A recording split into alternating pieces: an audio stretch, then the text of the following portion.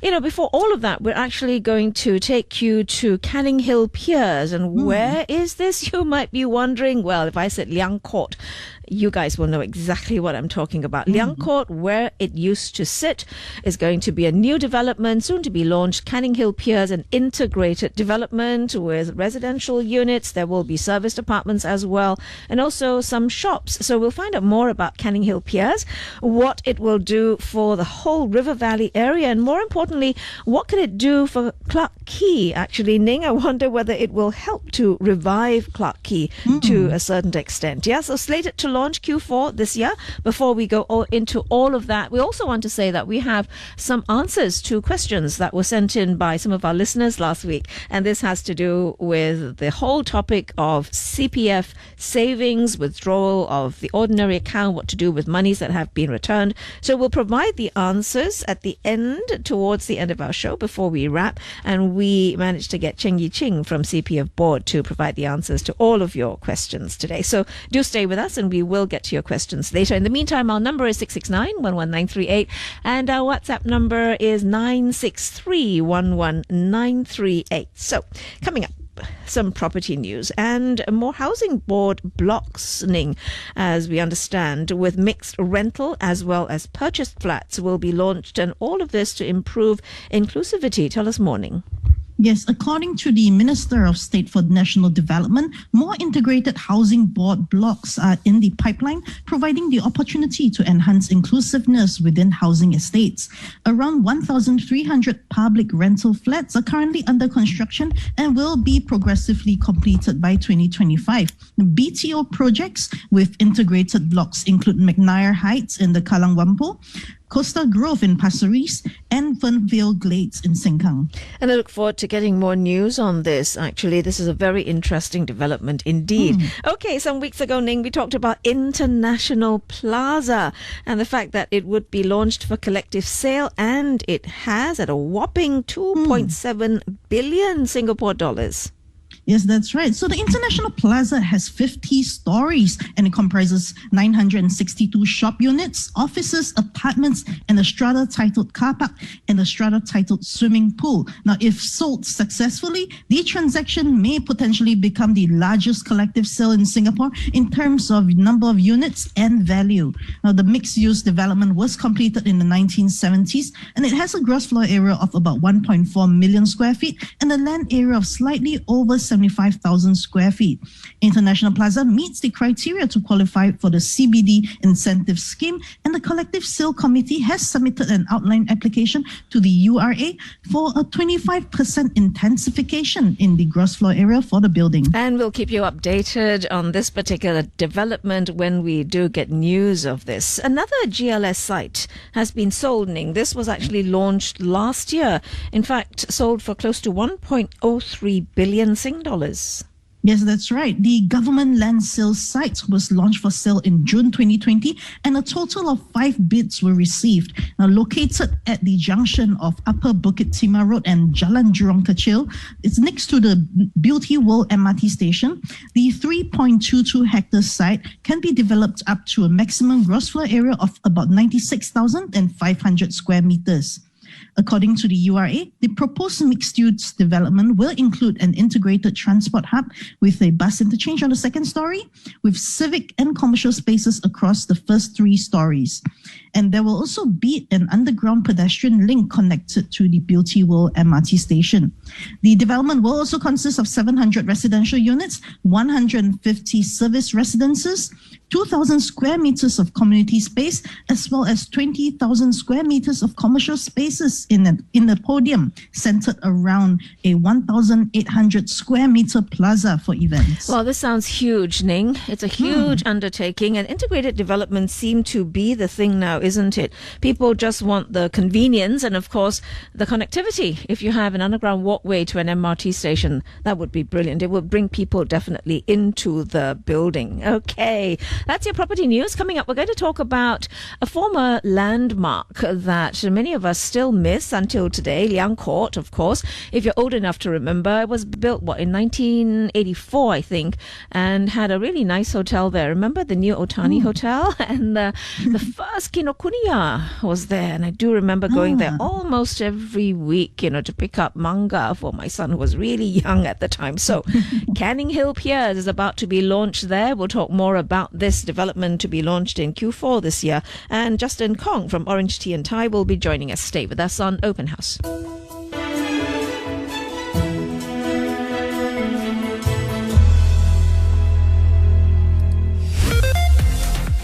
Quick check on the roads. There is heavy traffic in the CTE tunnel towards the AYE at the Orchard Road exit. Heavy traffic as well reported on the CTE towards the AYE at the PIE Changi exit.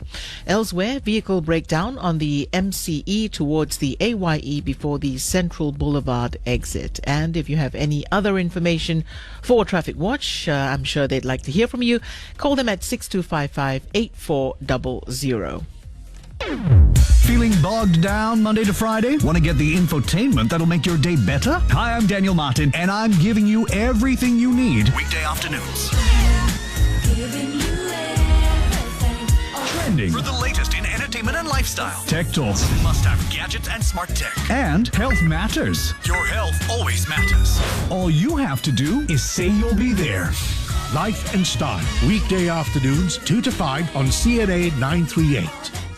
You're tuned to CNA 938. It's 19 minutes after 4.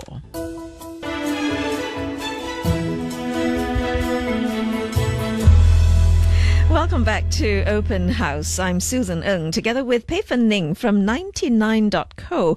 We're now going to be joined by our guest, Justin Kong, who is Senior Associate Group Director with Orange Tea and Thai Private Limited. And Justin is going to take us to the former Liang Court and a soon-to-be launched development called Canninghill Piers. Justin, thank you for joining us today. Hi, Susan. Thank you very much for having me on the show. All right, so let's get to Canninghill Piers, Justin. It's slated to launch in Q4 this year. Talk to us about price trends for properties in the Clarke Quay area and perhaps the potential price range for units at Canninghill Piers. Sure. Recently, we have a lot of inquiries about Canninghill Piers, and there are many are actually quite curious about the price range. So, for Canninghill Piers, this is the first and only integrated development with the address number 1 and 5 Clarke Quay.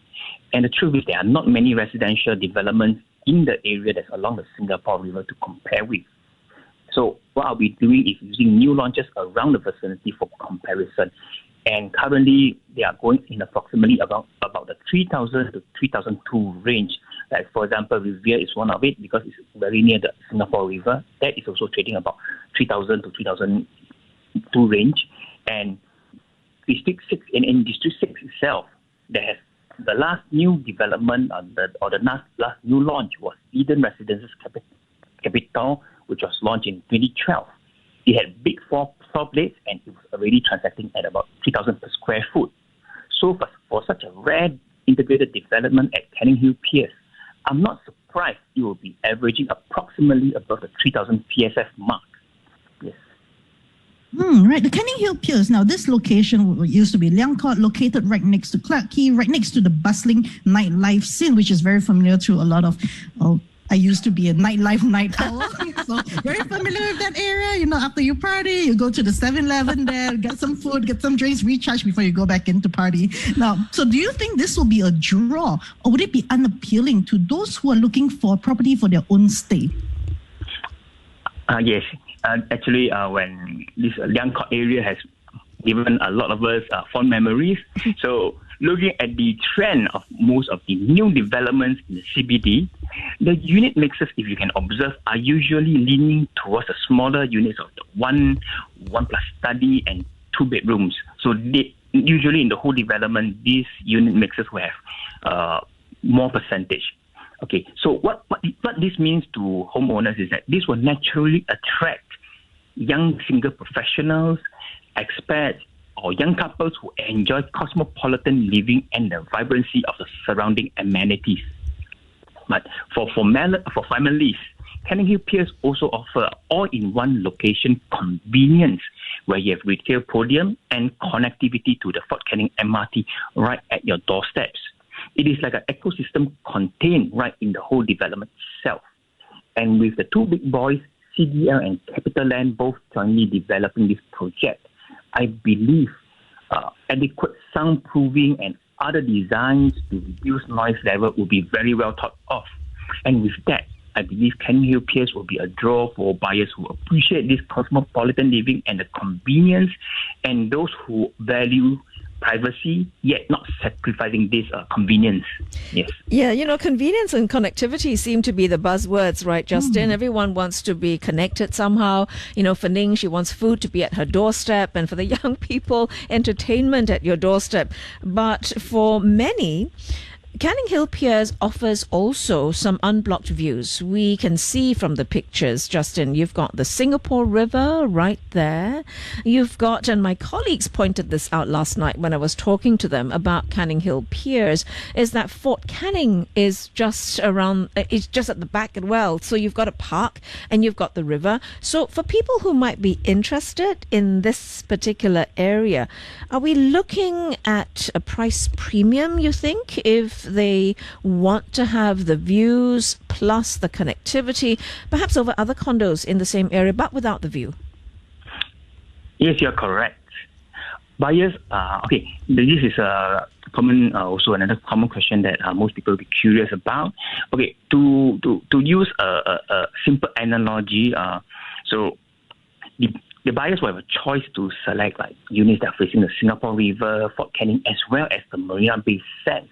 So to estimate these price premiums between condos in the vicinity without views, I would use a simple example as will be the price premium within a condo itself that has exceptional views and those that do not. So normally I would use the sale at Marina Bay. Okay, if you know, the sale at Marina Bay, there are units that are facing the beautiful bay view right in front where you can catch the fireworks and all the action during National Day and year-end celebrations. So, and also the units that don't.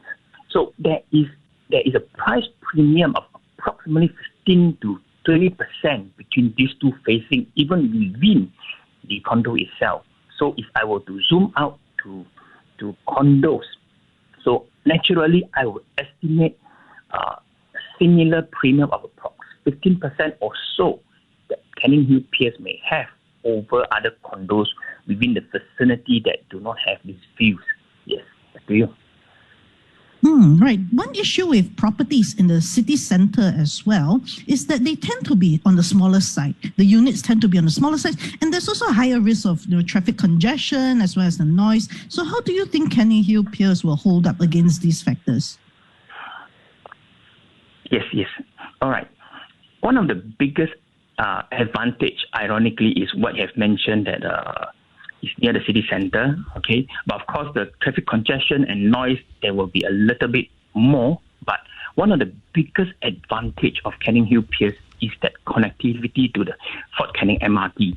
Okay, such advantage offer residents, both whether owners or tenants alike, seamless connectivity to work and play. So this also goes in line with government plans to go car light. So if you notice, we reckon that this whole development, most of it will be tenants or people who stay around the area. They will use a lot of MRT to commute around. So the traffic congestion wouldn't impact them too much because you just need to go downstairs to the basement and hit straight into the MRT station, whether are you going to work or for play. And also, I reckon the two-story podium, the retail podium, okay, it will act as a form of buffer for the road noise. And for those who are more sensitive to the road noise, there are also units there that is facing the Singapore River and other non-road facing units. So the whole development itself will be pretty well thought out in such a way whereby the noise level will be a consideration for the developer when they're planning the whole development. Right. Justin, I would imagine then that for people who prefer the quiet Zen sort of living and be surrounded by nature, this may not be the choice because you're going to be right smack in the middle of the city. But integrated developments seem to be the thing nowadays. You're talking about connectivity, and convenience and things like that. This new development is not much different from the old one. There will be residential units, commercial, mall, a hotel, a service residence. The question here is, before we need to wrap, Justin, is the impact that this redevelopment of the whole Liang Court site, what will the impact be on the whole Clarke Quay area and perhaps even further afield, the River Valley area and also the Boat Quay Hill Street area? Yes. Okay. As an iconic location, I'm sure you agree with me that this location is an iconic location and a top tourist attraction in Singapore. So this development will start the whole rejuvenation of one of the most historic locations in Singapore and uplift the vibrancy in that area. I mean, already, if let's say you are there in the evening, you can watch the colors come to life in the evening. So with this change, okay, and with CapitaLand's experience and strong track record at managing malls, okay, we can be sure the whole Clarke Quay enclave together with Canninghill Piers, it will transform into an exciting shopping and entertainment hotspot. So, and in this location where you have the Singapore River, the Fort Canning Park, Fort Canning Hill itself, the Clarke Quay area, the Fort Canning MRT station, and the Future Park connector that connects from Orchard Road all the way to the Singapore River, you can imagine how Clarke Quay will flourish with life once the redevelopment is completed. Okay, I mean, I believe, like the Liang Court, I'm sure Canninghill Piers will create new experiences and fond memories in years to come once it's done. Yeah, you talk about fond memories. We certainly have fond memories of Liang Court and, of course, the old Clarke Quay. And hopefully the rejuvenation of the area will bring people, not just tourists, but Singaporeans back to the area as well. Justin, thank you very much for your insights today. Thank you very much, Susan. Justin Kong, who is Senior Associate Group Director, Orange Tea and Thai, talking to us more about Canninghill Piers. Now, coming up, we're going to talk more about home mesh networks and how this could actually be better for homes that have many blind spots and dark corners, and whether or not it will improve your internet connectivity at all. Joining us, Alfred Siew from techgundu.com. Stay with us.